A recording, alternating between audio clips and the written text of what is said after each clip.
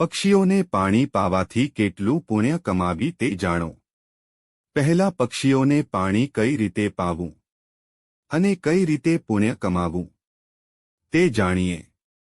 સૌપ્રથમ પહેલા ઊંચા ઝાડ માથે ચડીને કુંડા બાંધવા, પછી તેને સારી રીતે દરરોજ સાફ રાખવું અને એમાં પાણી ભરવું। ત્યાર પછી તેને કોઈ જાતની આડઅસર ન થાય તેનું ખાસ ધ્યાન રાખવું। પુણ્યની વાત કરીએ તો ભગવાન આપણને ઘણું આપ્યું છે અને આપે પણ છે અને આપતો રહેશે।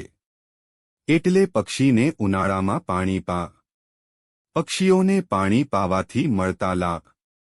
1. પક્ષીઓને પાણી પાવાથી આપણામાં સમજણ આવે છે, આપણામાં યાદશક્તિ વધે છે અને આપણને થતા બધા દુઃખ પણ દૂર થાય છે। 2. શાળાએ જતા બાળકો ખૂબ જ મોટા પ્રમાણમાં પક્ષીઓને પાણી પાવા જાય છે, કારણ કે તેમને પક્ષીઓ ખૂબ જ ગમતા હોય છે। તેમના લીધે બાળક કેટલું નવું નવું શીખતા હોય છે, તેમના દ્વારા તેમનું મગજ પણ ખૂબ ચાલતું હોય છે। 3. ઘરમાં બેઠેલા વૃદ્ધ વ્યક્તિ પણ પક્ષીઓને પાણી પાય છે અને તેમના લીધે એમનું થોડું થોડું આયુષ્ય વધતું જાય છે અને અનાજ પણ નાખતા હોય છે।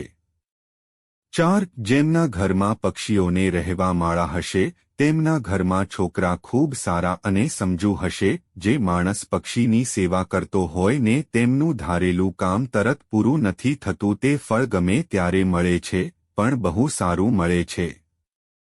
5. પક્ષીઓની નાત જાત છે, એમના લીધે આપણને મજા આવે છે, બાકી એકલા રહેવાથી કશું મળતું નથી। પક્ષીઓને માણસ દ્વારા થતા નુકસાન। 1. અમુક માણસ પક્ષી પ્રેમીઓ હોવા છતાં પણ પક્ષીઓને પાંજરામાં પૂરી રાખતા હોય છે। પહેલા આપણે વિચારવું જોઈએ કે આપણને કોઈકે ઘરમાં પૂરી દીધા હોય તો શું હાલત થાય, તેની કરતાં વિશેષ હાલત પક્ષીઓની થાય। 2. માણસ પક્ષીની સેવા નથી કરતો, પણ જે સેવા કરે છે એને કરવા પણ નથી દેતો, એ માણસની મોટી મૂર્ખાઈ છે અને દરરોજ હાલતા ચાલતા પાણીનું કુંડું ઢોળતા જાય। 3. ખાસ કરીને કે જ્યારે પક્ષી પાણી પીવા આવે ત્યારે માણસ તેને તરત જ ઉડાડી દે છે। માણસ દ્વારા જ અડધા પક્ષી મરી ગયા છે। 4. અમુક માણસો પક્ષીઓને ચણ નાખતા હોય તો અમુક માણસો તેને ધૂળ સાથે મિક્સ કરી દેતા હોય છે।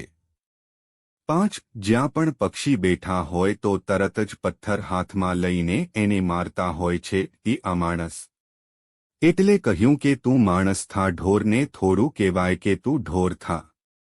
તો મિત્રો, આજનો આ મારો નવો વિડિયો જો તમને ગમ્યો હોય તો લાઈક કરો, શેર કરો, સબસ્ક્રાઇબ કરો અને કોમેન્ટ બોક્સમાં પક્ષી પ્રેમી જરૂર લખો। વિડિયોને અંત સુધી જોવા બદલ આભાર।